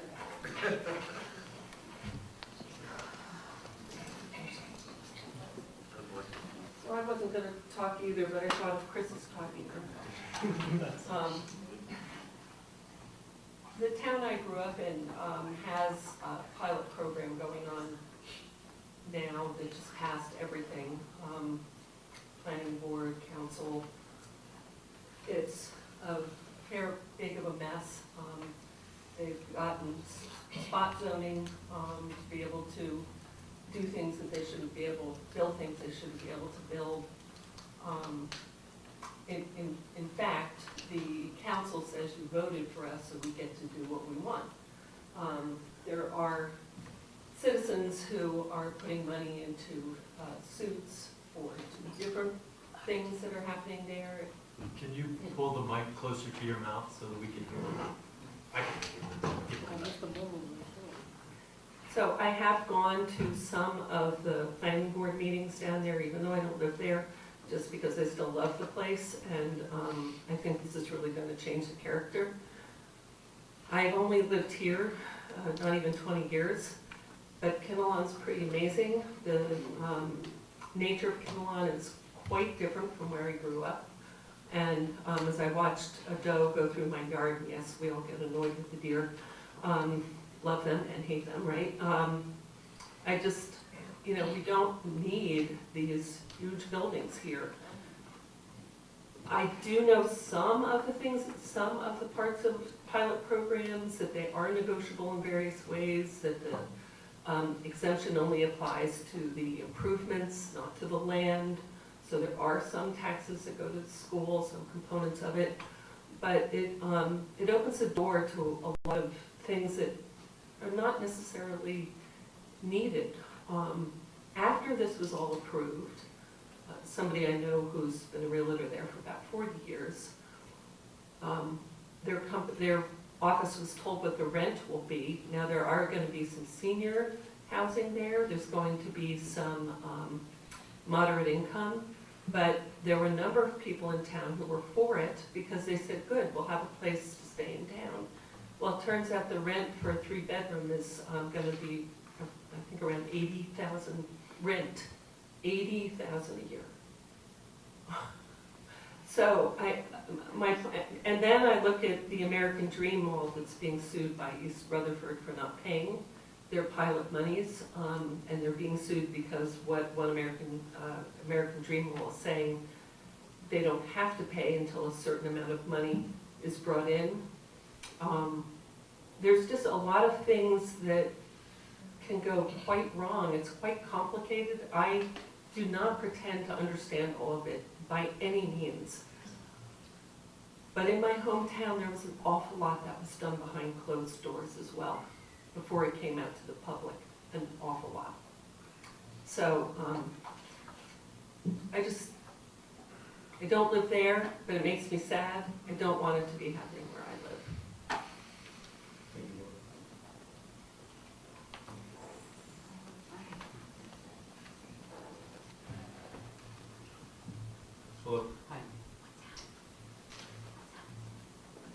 I live on Daniel Lane.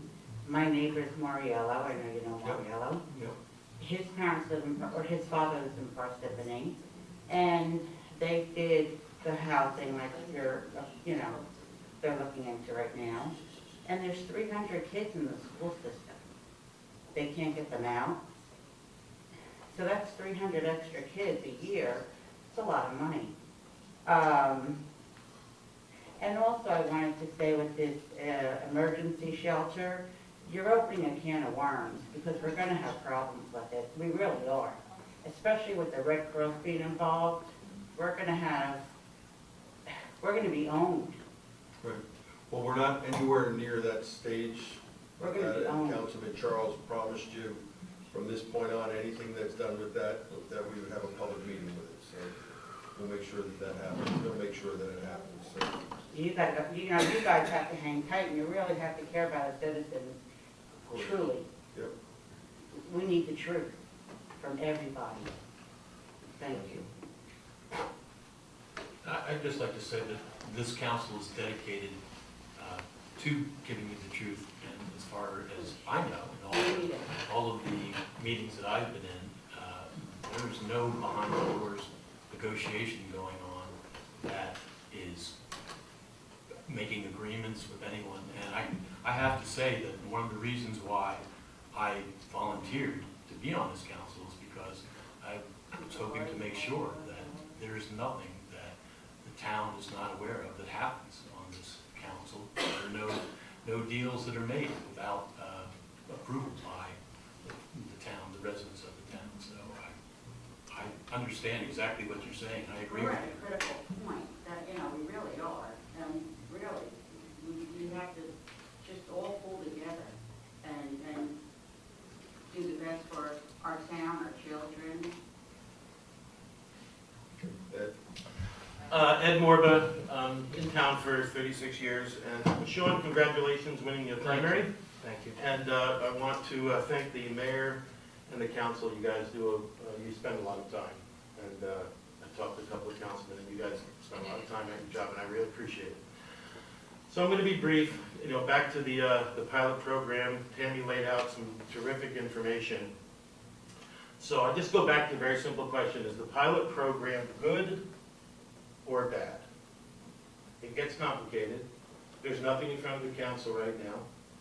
But just so the citizens of Kinnelon, know, and I've talked to a lot of people in the last, month or two. People are very interested in this, and they're really coming out. And I've gotten a lot of phone calls. People want to know what it is, and there's information out there for them. But just to be clear for the citizens of Kinnelon, and I know the council knows a bit about this, it's good to be careful about this program. Just to be careful because what's better, the pilot program or to be taxed at the regular tax base? Tammy laid out some information. I think that there's going to be maybe a $20 million shortfall if it's the pilot program. If the builder, which we've seen, changes, I've talked to a municipal land use attorney with 40 years experience in northern New Jersey, and I asked him, I said, if somebody goes in with a pilot program, can they change? Can things change? He said, sure, things can change. Lawsuits can change things, and money can change things. So, in the beginning, I kept hearing that this can't change. It can't change. I think it can change. So we just have to be careful. I'd like the citizens of Kinnelon to know that, look at both sides. If someone can tell me that the pilot program is better financially, right? I'd love to hear it. Our minds are open. You guys, your minds are open. If someone can say it's better, I haven't heard that yet. So if it's taxed at the regular tax base, we all pay taxes at the regular tax base, why would we give this guy a break? Why? I can't figure it out, and if somebody can tell me. The way a redevelopment study works, it picks, decides that this is a piece of property that's undevelopable. Mm-hmm. And that's why.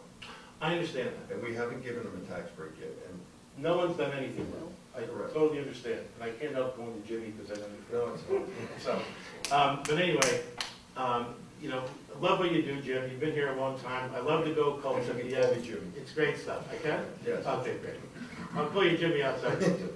So anyway, just have an open mind. Let's see what's best. Let's try to do what's best as far as the best and highest amount of money, best use for Kinnelon.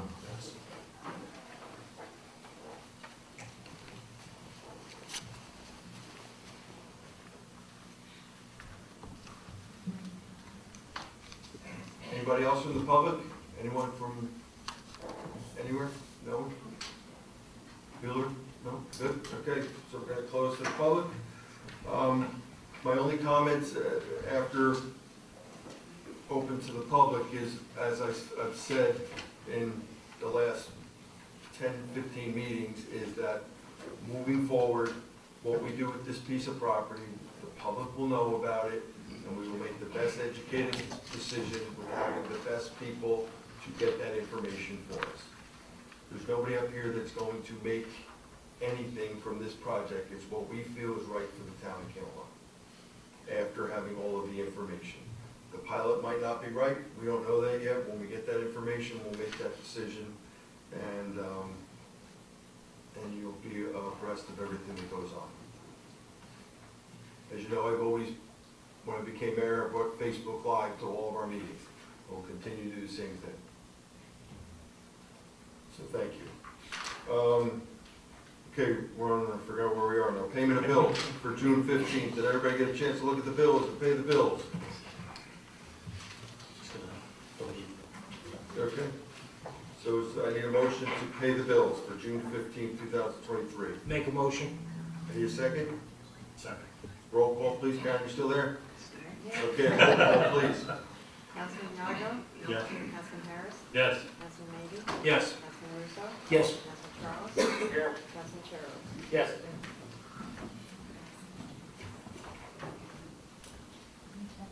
You told him that I actually did. You get it. Thank you.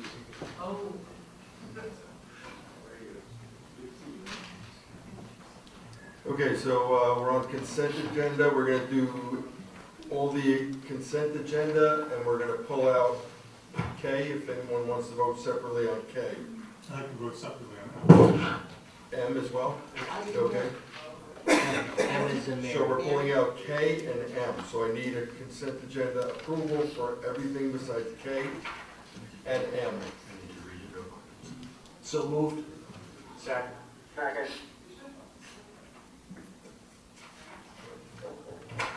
Hold on one second, Karen.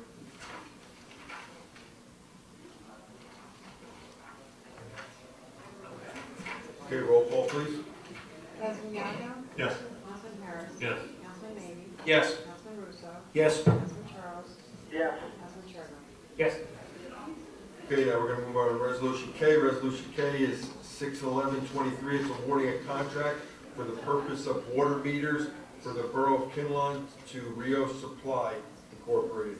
I know Councilman Harris has made his statement. Is there anybody else that would like to make a statement on this before we vote? Okay, so I need a motion to approve K on the consent agenda. Make a motion. Second. Okay, I need a roll call, please. Councilman Yago? Yes. Councilman Harris? Abstain. Councilman Maybe? Yes. Councilman Russo? Yes. Councilman Charles? Yes. Councilman Churman? Yes. Okay, the abstain goes with the yes, so it's 6 votes. Now we're on M, which is Resolution 6/13/23. It's authorizing the purchase of a dispatch console for the Kinnelon Police Department. Does anyone want to comment on that before we ask for a motion? I do, Mayor. Sure. Mayor, I've been involved in this, discussions of this going on, I don't know, 3 years. And the revelation from my colleague that Mike Peoples says that this is not good for Kinnelon just astounds me. I wish you were there, Councilman, because I was astounded too. What With was the first his thing, basis? What did he? he felt that, given all the different issues that had been brought up to him and the reticence of our first responders and our police department to go with this, the issue of coverage of town, the cost factors, all the things that we have to do to make this work for the town. One of the things that came up during the discussion was the price of the walkie-talkies that we were talking about. Not only is there a $200 per unit per year charge, which amounts, Mr. Cheer probably has that information, depending upon the number of radios and mobile units in the vehicles that we first have to purchase as a town, because you can't ask the fire department or the police, well, the police department is the town, but you can't ask the fire department to buy hundreds of thousands of dollars worth of equipment. I mean, if we would insist that they adopt to the county, then we'd have to pay that. And it's $8,000 per unit.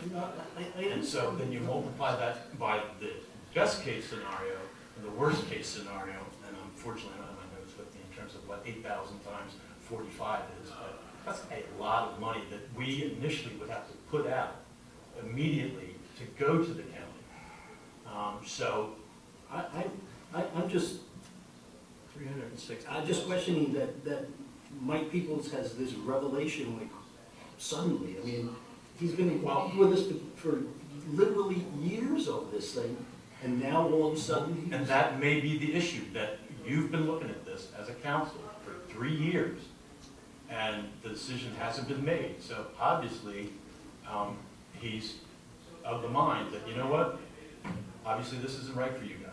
That's not true. I met with Mike Peoples the day after you were there. That's not true. That's not what he said. Is what he said to me, Councilman, and I stand by I it. suggest that we bring Mike Peoples in, let him talk. Gentlemen, we have work sessions so that we can hash this out at work sessions. Exactly. I encouraged us Table this for the last work week session. to talk about this at a work session.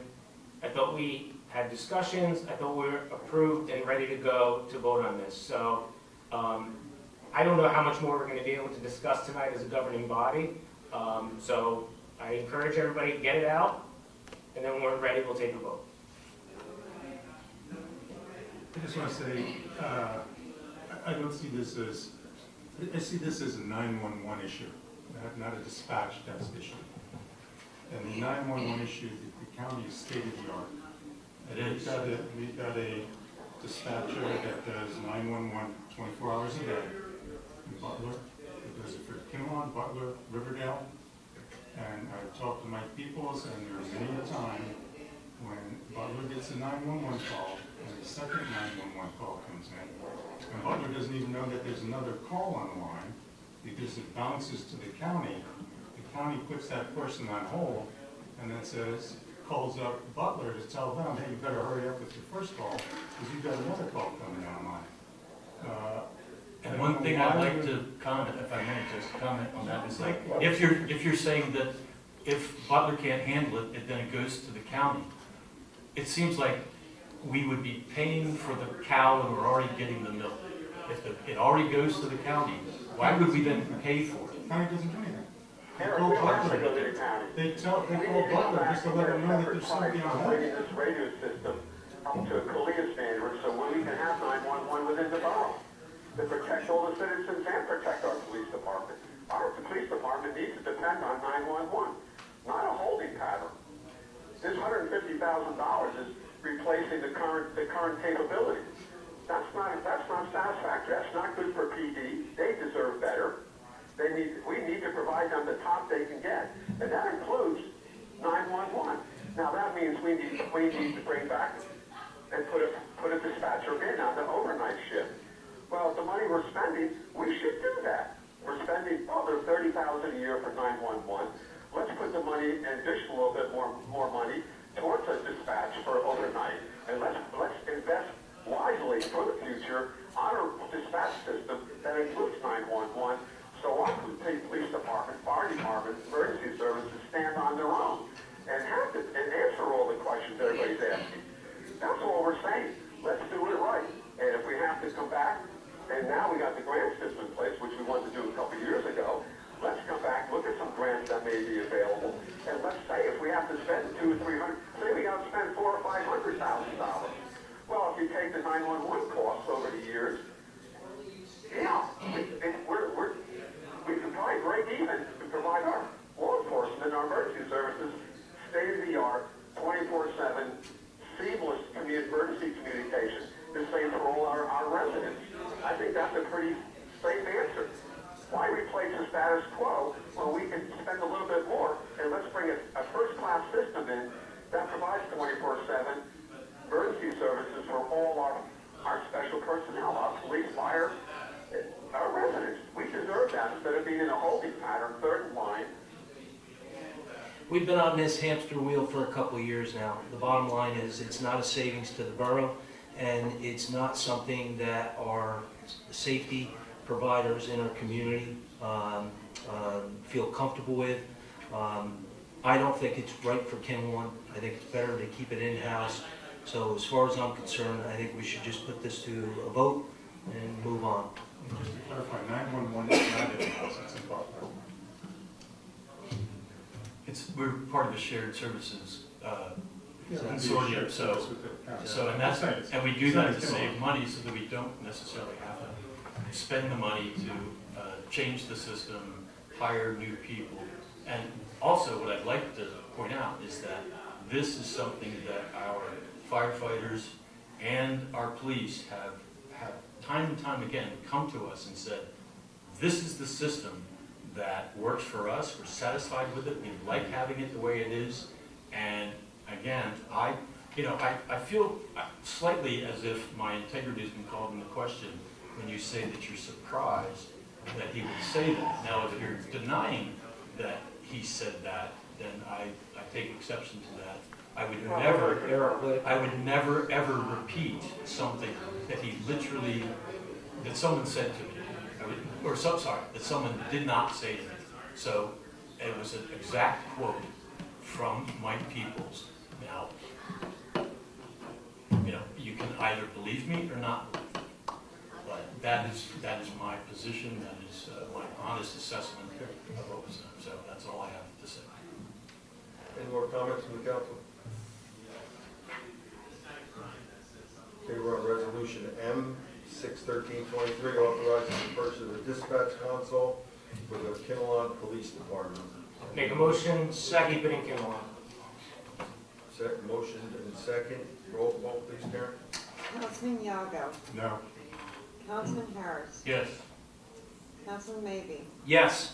Councilman Russo. No. Councilman Charles. No. Councilman Cherto. Yes. We have a tie vote, 3-3. And as I did in the workshop, I voted yes in the workshop. I'll go here now. You have to guess as well. The mayor, Rita votes yes Yes. to break the tie. Okay, we'll move on to old business. So did we do all of them, or we just do the first? No, We did all of them. We did? Yes. the Oh, ballots that one. started. I thought we started with Okay. C. We started with the ballots. Oh, we did, okay. Yeah, we did. And just for the record, Thomas Carroll was the only person that responded to QBA. I texted Doug Cabana again today and said QBA ? And he still didn't get back to me. So we had nothing. This gentleman's $1,000 a month, and he can end it at any time. So we have a QBA moving forward, and we can cancel it any time, so. Is there something wrong with Jim's mic? It's not, it was on the resolution. I gave everybody a copy of his paperwork. Okay, so now we'll move on to old business, public hearing on ordinance 923, an ordinance amending ordinance 1822 titled An Ordinance Dissolving the Open Space Committee and Environmental Advisory Committee and creating a new Sustainability and Open Space Advisory Committee. This ordinance was introduced last at our meeting held on May 18, 2023. The proper notice was published as required by law. A copy was posted on a municipal bulletin board, and additional copies were made available to the public. This meeting is now open to anyone who would like to speak from the public on ordinance 9-23. Okay, I will now close this meeting to the public and bring it back to the dais. Does anyone on the council wish to speak at this time? Okay, I need a motion to adopt ordinance 923. Make a motion? Second? Second. Roll call, please. Councilman Yago. Yes. Councilman Harris. Yes. Councilman Maybe. Yes. Councilman Russo. Yes. Councilman Charles. Yes. Councilman Cherto. Yes. Okay, thank you, gentlemen. Now we'll move on to ordinance number 1023. An ordinance amending Chapter 44 of the Borough of Kinnelon titled Kinnelon Alliance Committee and specifically Section 44-1 of said chapter titled Establishment, Memberships, Terms, and Vacancies. Randy, you okay? Randy, are you okay? The lemon's wearing off. All right.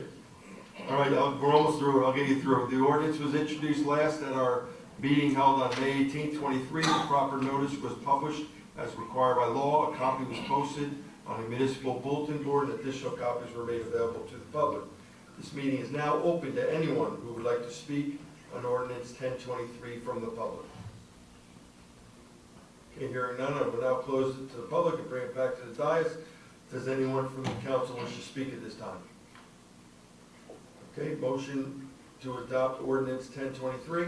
So moved. I need a second. Second. Roll call, please. Councilman Yago. Yes. Councilman Harris. Yes. Councilman Maybe. Yes. Councilman Russo. Yes. Councilman Charles. Yes. Councilman Cherto. Yes. Thank you, gentlemen.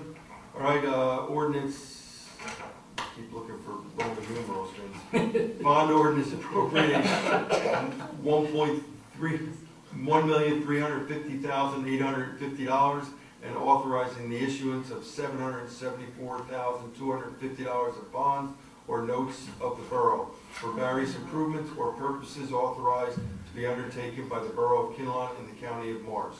This ordinance was introduced last at our meeting held on May 18th. The proper notice was published as required by law. A copy was posted in the municipal bulletin board, and additional copies were made available to the public.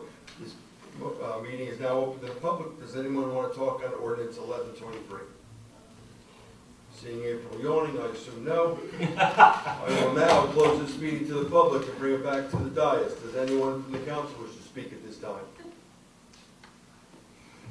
Okay, I need a motion to adopt ordinance 1123. Make a motion. Second. Okay, roll call, please. Councilman Yanago? Yes. Councilman Harris? Yes. Councilman Maybe? Yes. Councilman Russo? Yes. Councilman Charles? Yes. Councilman Charo? Yes. Okay, so now we have ordinance number, oh, I'm sorry, now we're on to new business.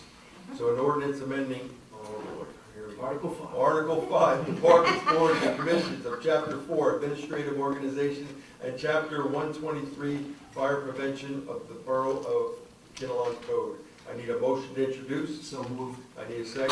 Second. I need a roll call. Councilman Yanago? Yes. Councilman Harris? Yes. Councilman Maybe? Yes. Councilman Russo? Yes. Councilman Charles? Yes. Councilman Charo? Yes. Thank you. All right, whereas the above ordinance was introduced at this meeting held on June 15, 2022, 223, and read by title and passed on first reading. Now therefore be resolved that at the regular meeting on July 20th, 2023, at 7 p.m. prevailing time, and at the Kinnelon Municipal Building, this council will further consider for second reading and final passage the said ordinance. Be it further resolved that the Borough Clerk of this borough is hereby directed to publish the proper notice thereof. Okay, I need tax collector's report and investment officer's report. During the month of May 2023, the tax collector's office processed a total of $10,824,379.30. Investments officer's report, a total of $33,418.03 was earned in interest for the month of May 2023. Okay, thank you. I'm just looking at the date here. Thank you, Karen.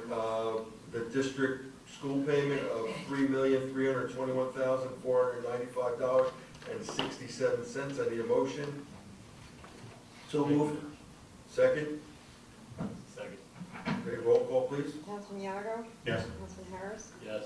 Councilman Maybe? Yes. Councilman Russo? Yes. Councilman Charles? Yes. Councilman Charo? Yes. Okay, just also a reminder, June 19th is the high school graduation, so we're all invited. We no longer have to wear cap and gown, so you feel free to wear a, we usually wear jacket, tie, just give you a reminder, bring sunglasses, because we're usually facing the suns in our face, and it's a fun time. And the borough's closed that day. And the borough is closed that day. And K-Fest will, K-Fresh will be earlier in the day, and it'll be closed prior to the graduation. So before I adjourn, we're thinking about going into close, correct? The reason I asked for the close is because we have to talk about salaries for some positions upstairs, and they were supposed to get the information this week. We didn't get it yet. And do you want to take it and absorb it without going into close, and then we can discuss it at the workshop? Or do you want to go into close, discuss it, then discuss it again in the workshop and go for that route? Do you have a handout, Anthony? Karen. I've got Karen, it, actually. I've got it. So, it's up to the council, if you want to go into close, or is that proper? Why don't we just hand it out so we can digest it? Digest it, and then we'll go into close at the workshop, is that okay? Oh, yeah, that's good. Okay. Mayor Cisco always didn't like to go into closed session. No, I don't, that's why I was trying to get out of going into close. Yeah. And I know Devin's got a lot of stuff going on right now, so we gotta get her out of here. So everybody will have a copy of this. Feel free to ask questions during the week to the finance chair. Who actually does this? Is this finance or is this personnel? It's personnel and finance. So it's personnel and finance. So personnel committee checked with the finance committee to make sure that. All right. If the money's there. If the money's there, hopefully. So anyhow, so everybody has a chance to look at that, and then we'll discuss it. We'll go into close in our workshop and go over it more. If there is something here, let's say you see a name like mine up there, and you're like, well, wait a minute, then you can write any employee to make sure they're there to talk about themselves. Otherwise, at the workshop, we just talk about positions, not employees. I think it would be almost impossible to write that many people. Well, the Rice notice is only applicable if there's going to be an adverse employment action. These are raises, I don't think anybody would deem that to be an adverse Okay, action. so that's good to hear. That's good to know. All right. If it's not what they wanted, it'll be an Well, they can at that point come in front of the council and talk to us about it. All right, before we adjourn, I just want to say congratulations to the class of 2023. Please celebrate safely and congratulations to all the graduates in all our schools and also to their parents. And have fun with that day, enjoy it, you'll remember it the rest of your life. Go Colts. I need a Glenn Cisco motion to adjourn our meeting. Make a motion. All right, I need a roll call. All in favor? Aye. Let's get out of here. Go Colts.